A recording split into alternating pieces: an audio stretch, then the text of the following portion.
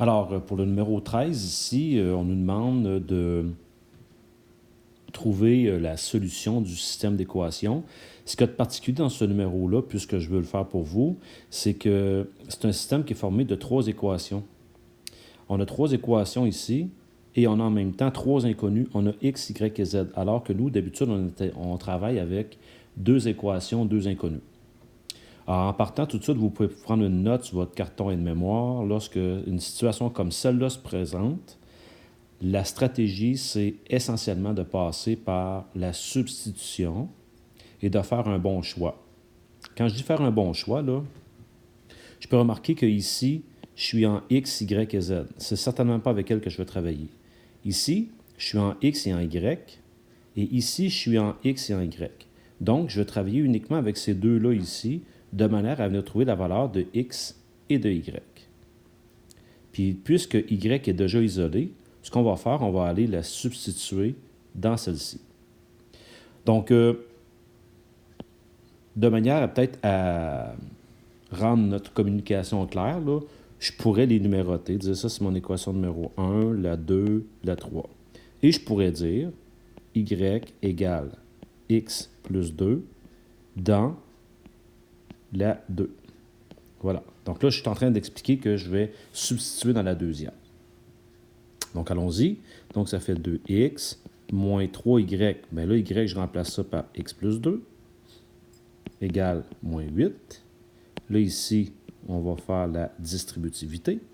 Donc, je vais avoir 2x moins 3x moins 6 égale moins 8. À partir d'ici, on est quand même assez à l'aise pour trouver la valeur de x. Hein? Je peux regrouper mes x que j'ai ici. Donc, ça me fait moins x moins 6 égale moins 8. Là, ce que je vais faire plus 6 de chaque côté. J'oublie pas que c'est moins x que j'ai égale moins 8 plus 6 qui donne moins 2. Alors, si moins x égale moins 2, alors x égale 2. Bon, on a déjà une première valeur, x égale 2. Alors, si x égale 2, ça c'était mon premier calcul. Mon deuxième calcul, je peux dire x égale 2. Regardez bien ce que je vais faire. Je vais aller mettre ça dans la 3. Dans la 3, j'ai y égale x plus 2. Donc, ça fait 2 plus 2. Donc, on vient de trouver que y égale 4.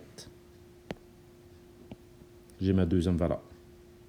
Et là, vous voyez où est-ce qu'on s'en va, hein, parce que si j'ai x égale 2, y égale 4, ben, je vais dire x égale 2, y égale 4, et on va aller mettre ça dans la première, parce que ma première comporte x, y et z. Donc, ça fait, si je la réécris ici, la première, là, x plus y plus z égale 12, ben, je peux remplacer x, c'est 2, plus y qui est 4, plus z que je ne connais pas, égale 12. Ouais, vous voyez que ce que je viens de faire, là, pour éviter de me mélanger entre z et 2, mon 2, je l'écris comme ça. Fait que z et 2, c'est deux choses différentes. Donc ici, j'ai 6 plus z égale 12. Je vais faire moins 6 de chaque côté, donc je vais avoir z égale 6. Et là, je viens de trouver ma dernière solution. Donc, l'ensemble solution, x égale 2, y égale 4 et z égale 6. Donc, je vous rappelle que dans ce genre de problème-là, on passe par la substitution.